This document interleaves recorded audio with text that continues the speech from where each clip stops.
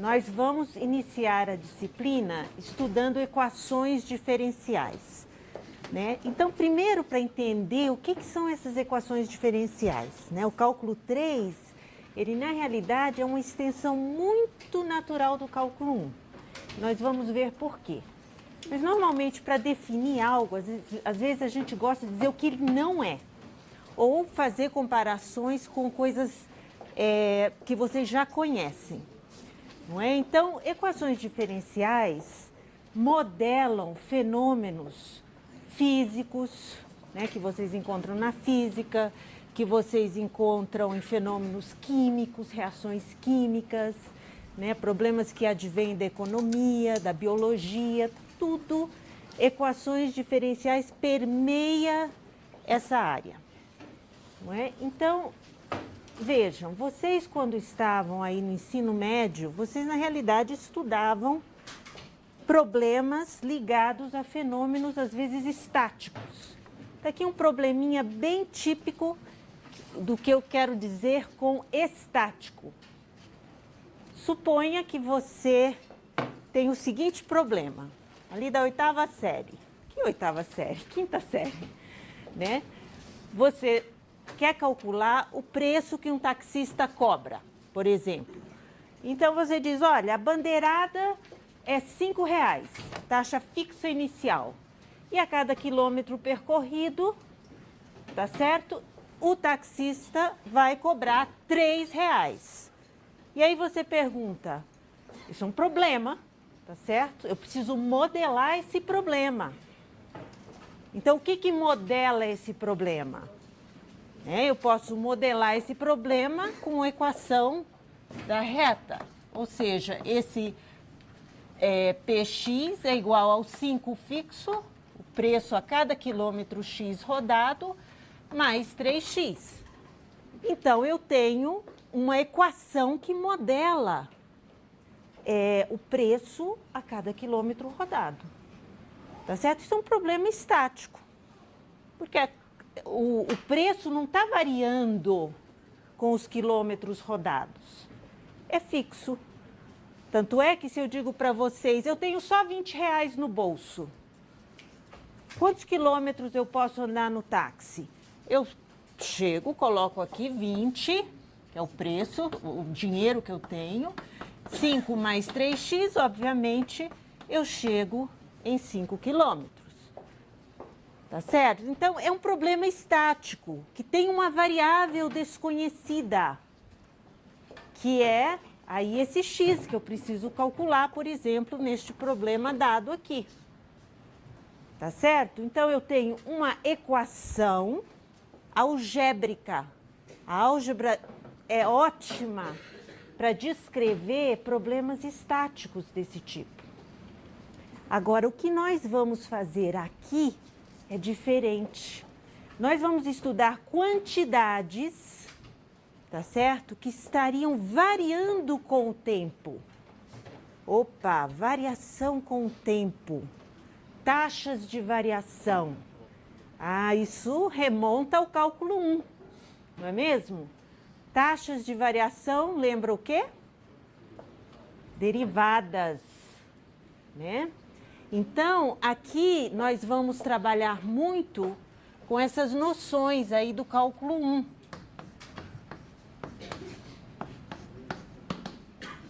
Tá certo? O que é o teorema fundamental aí do cálculo 1? Justamente vai juntar duas noções, uma de derivada. Então, o que viria a ser a derivada de uma função g de t, né? Então, a gente sabe que, por definição, g' de t é justamente essa taxa de variação. Se eu quero calcular isto num certo tempo t0, eu olho para essa variação, tá certo? A variação dessa quantidade g nesse pequeno intervalo de tempo. E a diferença deste tempo t0 mais epsilon menos t. Isto foi a definição que vocês estudaram aí no cálculo 1, taxas de variação. Tá? Então, esta noção de derivada é espetacular o teorema fundamental do cálculo, porque junta uma noção de taxas de variação que tem uma interpretação geométrica. Qual que é? Qual é a interpretação geométrica que a gente tem aqui? Eu tenho a minha função g de t, eu tenho aqui o tempo t0, né? Aqui um tempo t0 mais epsilon. Eu olho para essa reta. Opa. Essa reta secante, que passa pelo ponto T0, G de T0, esse parzinho, e passa pelo ponto T0 mais epsilon, G de T0 mais epsilon. É a reta secante. E o que eu faço? A diferença dos y menos a diferença dos t's é a inclinação de uma reta. Não é assim que vocês estudam a inclinação da reta? Então, é a inclinação da reta tangente, este quociente aqui. É a diferença nos y, ou seja, dos g's aqui, e a diferença t0 mais epsilon menos t que dá epsilon. A inclinação da reta tangente. À medida que eu ando com epsilon, faço o epsilon tender a zero, ou seja, este ponto caminha em direção a T0, essa reta secante vai se aproximando da reta tangente em T0.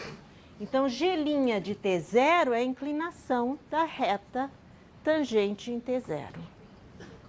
Tá certo?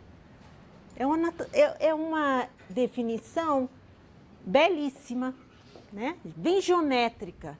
E o que faz o teorema fundamental do cálculo, que é a base do que nós vamos desenvolver neste curso, que é integração. Isso é um curso de integração. Vocês vão continuar aprendendo técnicas de integração. Só que em vez de integrar uma função, nós vamos integrar uma equação.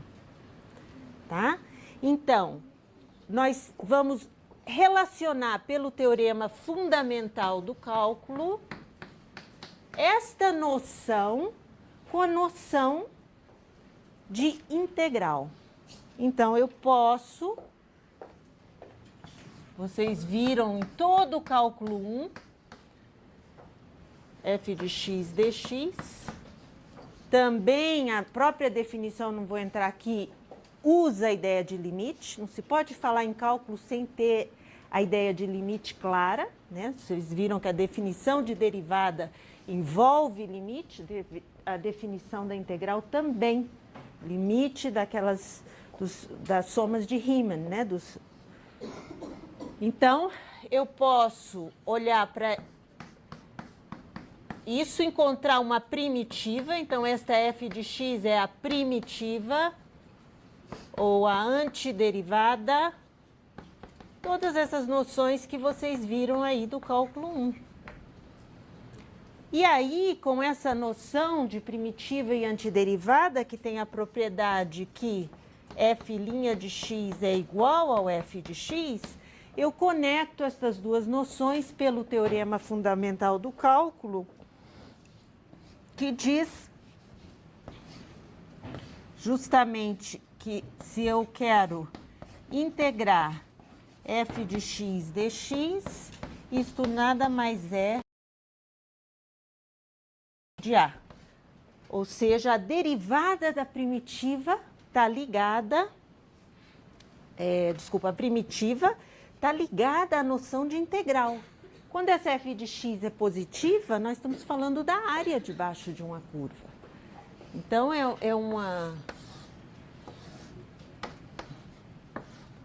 Então, esta área daqui. Essa área para esse f de x. Tá bom? Muito bem. Então, nós temos essa primeira forma do teorema fundamental do cálculo. Muito bem. Então, vamos ver agora de onde vêm essas equações diferenciais? Não é? Como eu disse, as leis, vamos dizer, do universo são, em grande parte, realmente descritas por variações de certas quantidades com relação ao tempo. Então, as equações surgiram realmente, naturalmente, com, vamos dizer, a criação do cálculo diferencial com Newton, Leibniz, um jogo entre a física e a matemática, que continua ocorrendo até hoje. Você não sabe quem veio primeiro, né? Então, uma alimenta a outra. E o mesmo se deu no século XVII, século XVIII, com esses problemas físicos que motivaram a criação e o surgimento de toda essa área de equações diferenciais. Então, eu queria começar com um probleminha muito simples, é o meu probleminha favorito. Quanto mais simples, para começar, melhor. Então, nós temos aqui um modelo de crescimento populacional devido a Malthus. E este modelo, então, é um modelinho de Malthus. Tá? Ele é um modelo que serve para descrever populações, vamos dizer, de micro-organismos, que é um modelo extremamente simplificado, extremamente simplificado. Então, o modelo diz que a taxa de variação, então eu vou dizer que a população no tempo t é P de t. Em tempo t. Ok? Então, nós temos aí que o modelinho diz que a taxa de crescimento é constante. Eu vou chamar de K. Esta é a taxa de crescimento. Taxa de crescimento também pode ser vista como a taxa de natalidade menos a taxa de mortalidade. Tá? Então, aqui é natalidade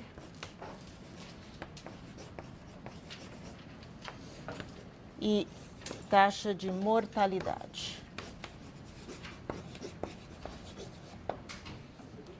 Então, sob essa hipótese de taxa de crescimento constante, é um modelo muito simplificado, não está levando em consideração mais nada do externo, né?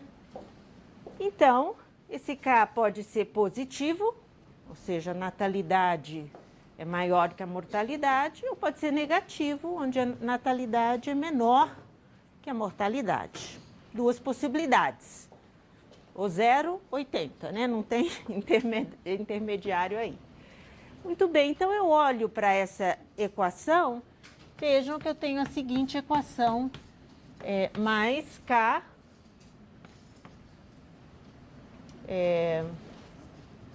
enfim, mais K de PT, ou menos, né? Tanto faz, menos K de PT, eu levo em consideração isso, igual a 0, tá aqui. Essa é a minha equação. Tá certo? E agora eu pergunto para vocês, a minha função P de t é a minha função desconhecida, é a minha variável do problema. Eu preciso descrever a solução desse problema. O que significa descrever a solução? É dizer para vocês, a cada tempo t, qual é a população. Essa é a solução. Então, eu preciso resolver essa equação diferencial. Tá certo? Agora, olhem para a equação. O que essa equação está dizendo?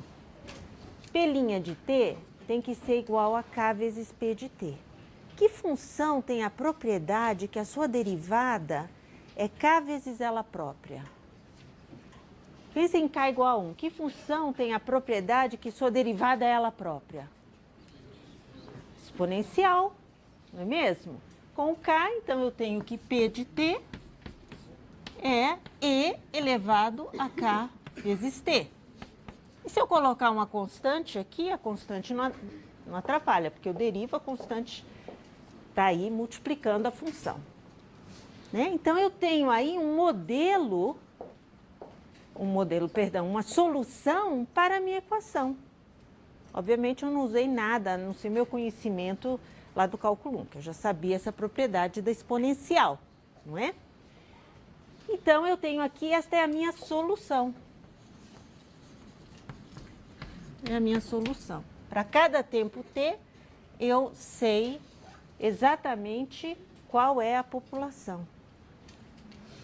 K é dado do problema, e quem que é C? C nada mais é do que em tempo zero, tá certo? Estou estudando um problema que está variando com o tempo, então no tempo zero, C nada mais é do que a população inicial, ou seja, no tempo zero. Quantos microbactérias tinham, por exemplo, no tempo t igual a zero? Sei lá, 10 elevado a 5. Ok, então essa era o p elevado a zero, então é a população inicial. É dado do problema. Tá certo? Agora, então, o que aconteceu? Eu modelei o problema, eu resolvi o problema, e agora o que eu quero fazer? Eu quero interpretar isso. Né? Eu quero interpretar. O que adianta eu resolver e não entender o que eu resolvi? Que é a fase de voltar agora à situação prevista. Então, se eu tenho, inicialmente, se eu tenho que o K é positivo, ou seja, a taxa de crescimento é positivo, sem olhar para a equação, intuitivamente, o que vai acontecer com essa população? Vai crescer indefinidamente, né? Taxa de crescimento sempre positiva, ela só vai crescendo. E, de fato, se K é positivo,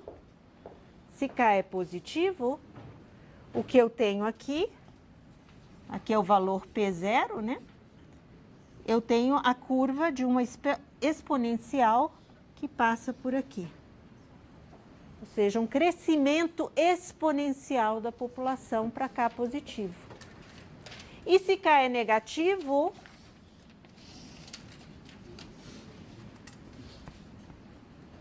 tá certo? Então, a exponencial aqui é um número negativo. Então, a curva dessa exponencial é assim. Então, o que vai acontecer com a população à medida que o tempo passe?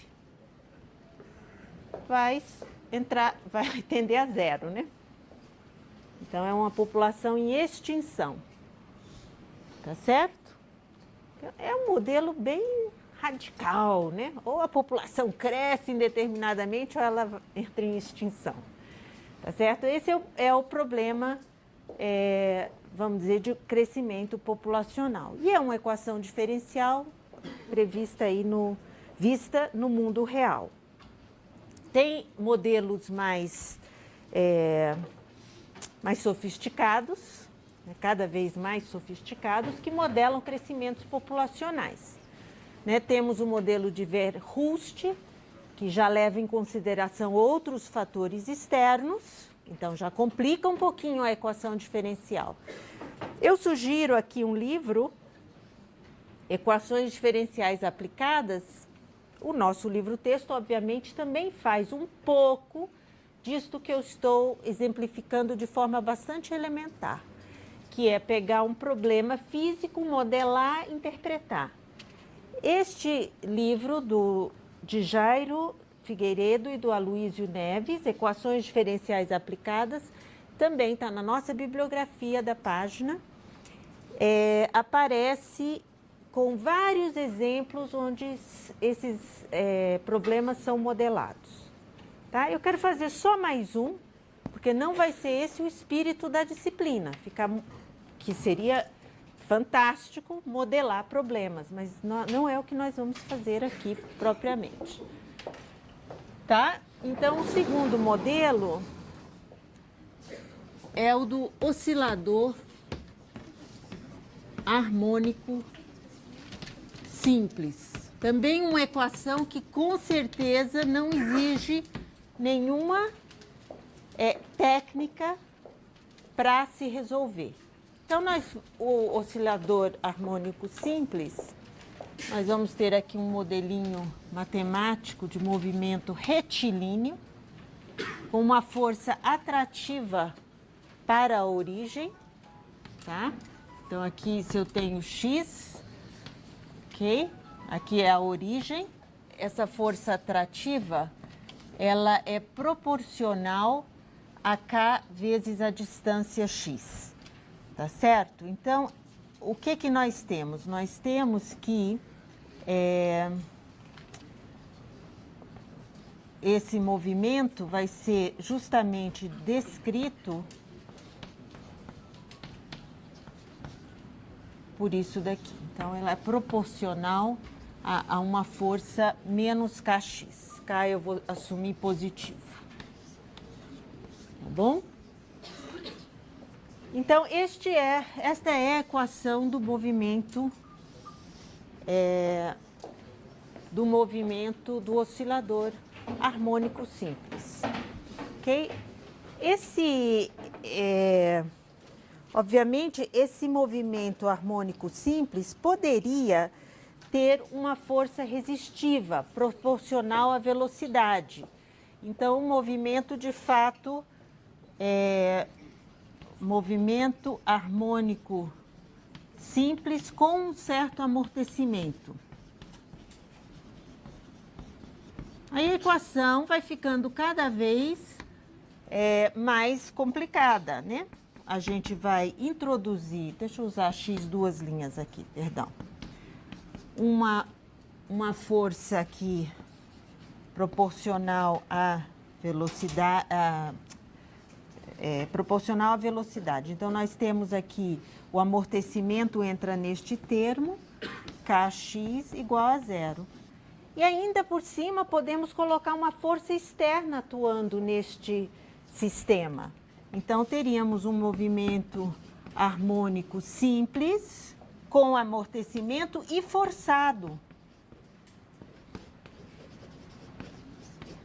Amortecimento forçado, mais forçado. Ou seja, eu tenho esta equação, mx duas linhas mais mx linha mais kx igual agora a uma força F de T, que é uma força externa ao sistema. Estas equações vão permear 2 semanas de trabalho para a gente, esse tipo de equação, tá certo? E, então, uma aplicação disso, um sistema bastante conhecido, é o caso de uma mola, tá certo? Nós temos uma mola com a certa constante da mola mesmo, de resistência, né, da mola se distender ou comprimir. Essa mola, quando eu coloco um corpo aqui, então vamos numa outra situação, ela se distende uma certa, se eu meço assim aqui o x, esta, vamos dizer, distensão D. E quem viu aí na Física 1 sabe que as forças que agem neste corpo é menos mg, e pela lei de Hooke, aqui a mola está absolutamente em repouso, eu só pus o peso. Algo bastante intuitivo, nem precisa ter feito física, mas conhecer a lei de Hooke, que diz que essa força tem uma força oposta, que é a força, essa constante da mola é K.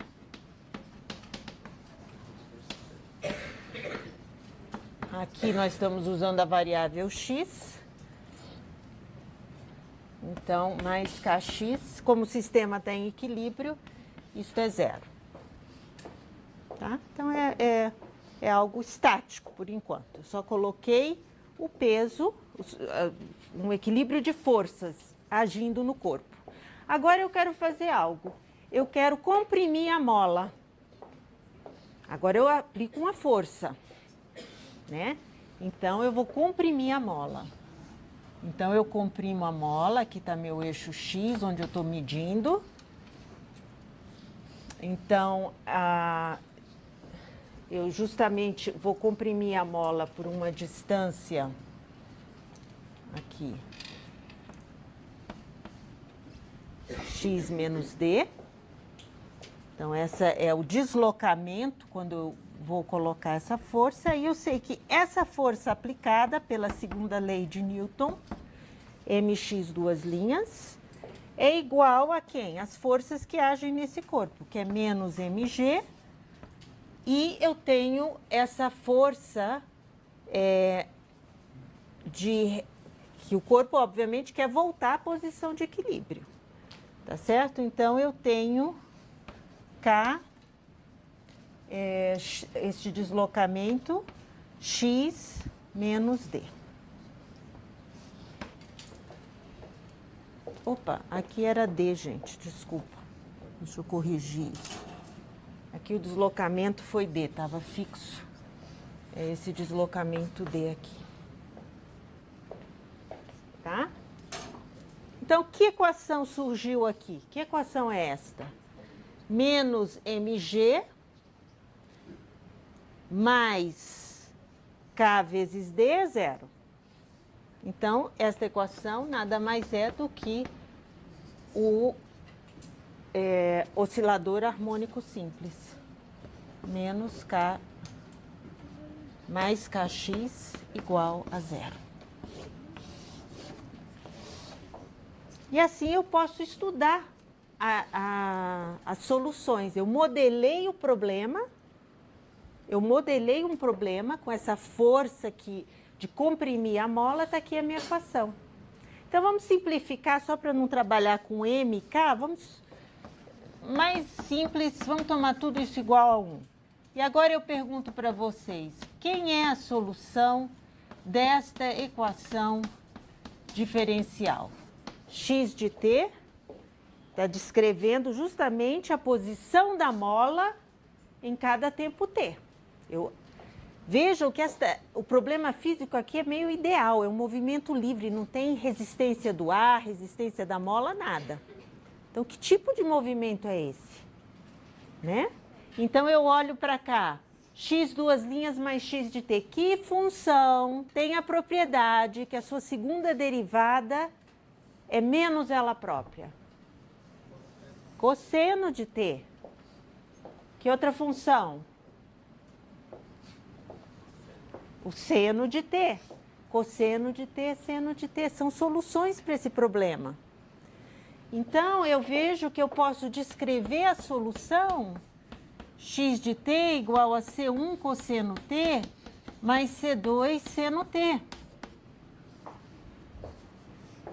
Ok, então nós temos aqui essa solução.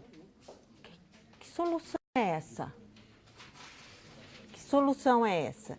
Então, supondo que esta minha posição D está aqui bem na origem, eu posso dizer que eu posso descrever a posição inicial e a velocidade inicial. Então, o problema em movimento com a força aplicada, eu posso supor que eu comprimi a mola. E eu vou colocar a minha origem bem aqui. Então, o x de zero, só para dar valores, eu vou colocar... Desculpa, isso em altura 1, o D em 0 e menos 1. Então, aqui é quando a mola está em perfeito equilíbrio na posição D igual a 0. Eu comprimi, eu estou na altura 1. Só para dar valores. Comprimi a mola, cheguei na altura 1. Então, x de 0 é 1. Obviamente, o problema, a mola está aqui, qual é a velocidade? Eu acabei de comprimir, vou soltar. Velocidade 0. Não soltei ainda? Está parado? Então, são as condições iniciais do meu problema. Eu já resolvi o problema, encontrei a solução, mas eu tenho estas constantes que eu preciso determinar com estes dados iniciais. Então, eu preciso substituir quem é x de 0 nessa equação. Então, eu tenho x de 0 é igual a C1 cosseno 0 mais C2 seno 0. Isto é 0, isto é 1, e x de 0 precisa ser 1. O que eu acabei de descobrir? Que C1 é igual a 1. Outro dado, eu preciso de x' de t. Quem que é x' de t? Eu preciso derivar esta solução. Menos C1 seno t, é a derivada do primeiro termo, mais C2 cosseno t.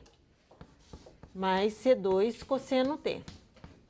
Agora, eu substituo x' de 0 e eu tenho menos C1 seno 0 mais C2 cosseno 0. Cosseno 0 é 1 e eu chego à conclusão que quem tem que ser 0 é o C2. Então, C2 é 0.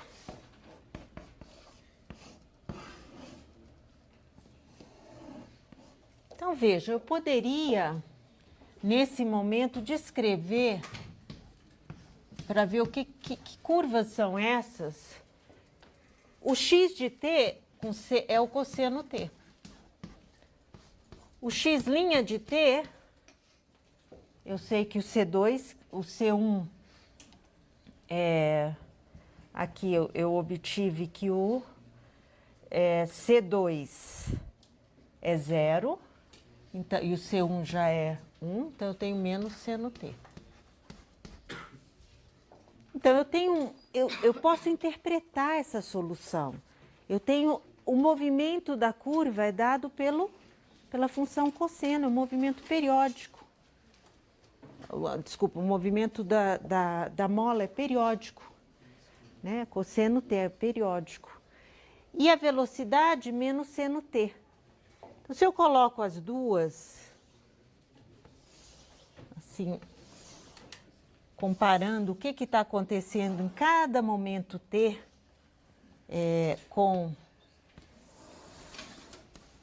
vou fazer a curva da posição e da velocidade.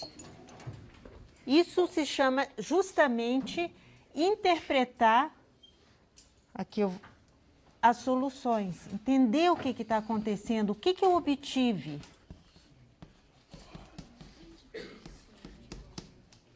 Então, aqui, ó, x de t, vamos descrever qual é a trajetória.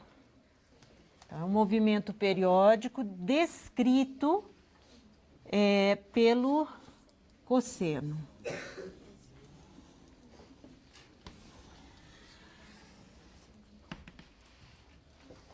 E aqui, a velocidade por menos seno t.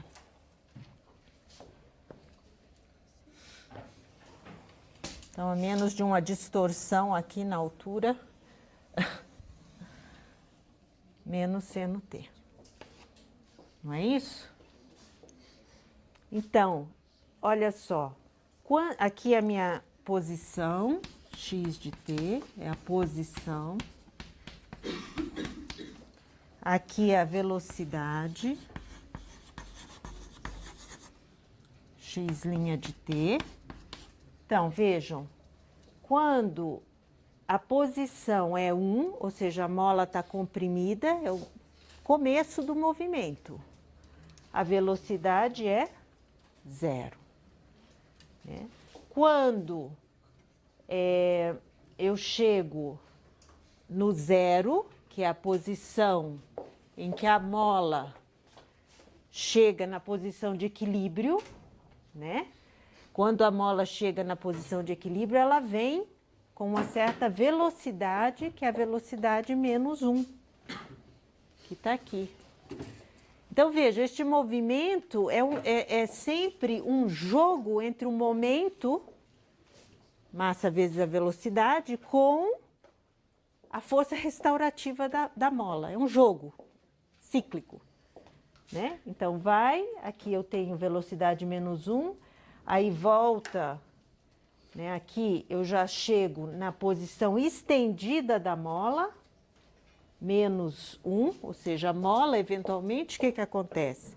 Ela passa aqui para a posição de equilíbrio, com velocidade menos 1, depois ela continua a trajetória aqui até o menos 1, altura menos 1.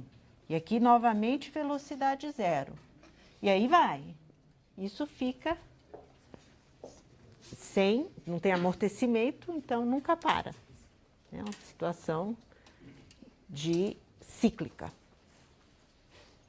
Bom, muito bem. Então, o que eu quis com estes dois exemplos, e eu vou parar por aí, realmente mantendo bem elementar. Ilustrar de que equações diferenciais, o âmbito das equações diferenciais, elas têm sua origem no mundo real.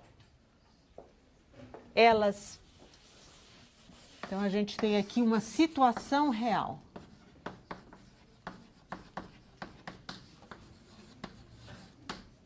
Aí nós vamos modelar, né? Ou seja, aqui obtemos um modelo matemático. Nós vamos analisar, e a nossa disciplina vai estar aqui. Nós já vamos ter um modelo. Nós não vamos estar vendo de onde veio esse modelo. Nós temos a equação diferencial, nós vamos analisar, obter resultados, como a gente obteve aqui. Os resultados são as soluções. Esta, a exponencial. E depois, obviamente, nós fizemos o que nesses dois exemplos? Interpretar. Então, tem uma origem e tem uma finalidade. Tá? Infelizmente, nós não temos tempo para cada problema de fazer isso. Isso seria necessário realmente uma disciplina em modelagem. Nós vamos ficar com a parte da análise da equação. Nós vamos analisar a equação, como resolver esta equação. Tá certo? Bom, a primeira coisa que a gente tem que fazer é colocar a ordem na casa. Quer dizer, que equação? Eu preciso começar a descrever famílias de equações, né? Começar a descrever certas propriedades, né? Observem que estes nossos dois exemplos, não apareceu T dentro da equação, né? Era neste segundo exemplo, né? Que era o exemplo x duas linhas mais x de t igual a 0. Não apareceu um t explicitamente. Poderia ter que isso daqui é igual a t ao quadrado, por exemplo. Mas não apareceu. Então, nós vamos trabalhar, essas equações têm um nome, vamos ter que dar nomes, uma nomenclatura para começar a classificar a carinha dessas equações. Tá? Então, vamos fazer isso inicialmente. Começar a desenvolver uma nomenclatura. Ok, então o que é uma equação diferencial? Tá? E aqui eu vou colocar ordinária. Então, vamos definir isso. Olha, eu vou pegar uma função g, a minha variável t e a minha função desconhecida x de t. E suas derivadas. Ali não apareceu x duas linhas? Então, poderia aparecer x', x duas linhas, e assim por diante, até uma certa ordem da derivada. Então, esse x' eu vou representar assim, x parênteses 1. A segunda derivada eu represento assim, parênteses 2. Até, vamos dizer, uma n menos 1 derivada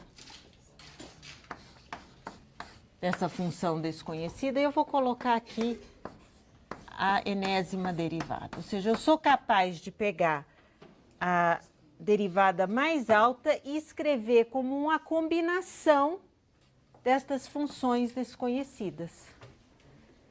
Tá certo? Pode aparecer ou não todos estes termos, não tem que aparecer todos, mas algum deles aparece. Então, isso daqui é uma equação de ordem n, porque a ordem é a derivada mais alta que aparece na equação.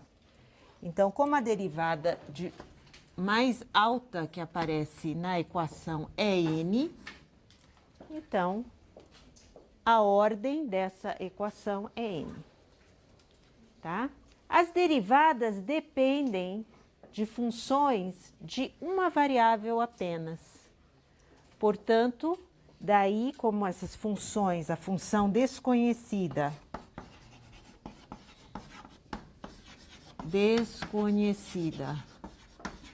é x de t, uma variável, então daí o nome ordinária.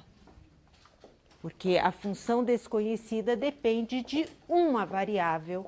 Nós temos uma variável independente, que é o t. Então, daí o nome ordinária. Se tivéssemos mais variáveis independentes, entraria tudo que vocês aprenderam aí do cálculo 2. Funções de várias variáveis, nós teríamos equações diferenciais e as derivadas são de que tipo? Parciais, e daí o nome equações diferenciais parciais, aí seria outro estudo, tá certo? Mas nós vamos nos ater, pelo menos inicialmente, a equações diferenciais ordinárias. Ok, o que mais que podemos dizer aqui? Essas equações, se nós queremos estudar, o natural é começar com a ordem mais baixa. Por que eu vou estudar equações de segunda, terceira ordem se eu ainda não entendi as de primeira? Então, vocês vão ver como que isso se dá no livro. Primeiro capítulo, equações de primeira ordem. Só vamos estudar equações de primeira ordem. Tá certo? Outro tipo de equação extremamente importante, que eu já ilustrei aí com os movimentos harmônicos simples, com amortecimento forçado, este tipo de equação é chamado uma equação linear. Então, dentre esse mundo de equações, eu posso e devo ressaltar as lineares, porque elas são mais simples de estudar, numa primeira instância. Então, eu quero definir uma equação, uma EDO. Agora eu vou começar a abreviar equação diferencial por ordinária por EDO. Então, uma EDO é linear de ordem n. Olha como é bonitinha uma equação linear de ordem n. Eu tenho um coeficiente que multiplica a enésima derivada. yn. Aqui eu vou colocar a variável t.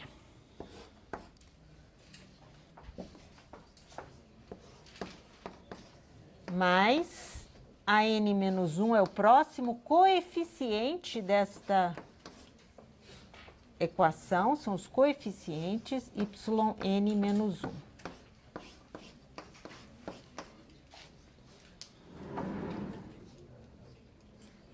Mais A1 de t, primeira derivada, mais a zero de t, nenhuma derivada, ou seja, só y de t. E tudo isso eu posso ter uma força externa que eu chamo de F de t. Desculpa, gente, ficou um pouquinho apertado aqui. Então, isso é uma equação linear. Aquelas do oscilador harmônico são equações lineares, né? A do modelo populacional também. Tá certo? Então, eu tenho uma equação linear. Então, vocês têm aí no livro vários exercícios. Identifique se a equação é linear ou não é. Bom, se não conseguir escrever dessa forma, não é linear. Tá certo?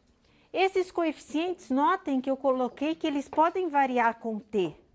Mas nos modelos que nós vimos aqui hoje, nenhum coeficiente depende de t. Olha só, m é uma constante, μ é uma constante, k é uma constante. A força externa pode depender de t. No modelo da população aqui, que a gente colocou lá, tá certo? P' lá em cima, no quadro ali. P' menos k vezes p. O coeficiente constante. Mas esses coeficientes podem ser variáveis, podem ser funções de t. Mas vocês concordam que estes dois exemplos foram bem fáceis de calcular? Ou seja, outra restrição que a gente pode fazer, que tal começarmos primeiro com equações de primeira ordem, não é? E coeficientes constantes.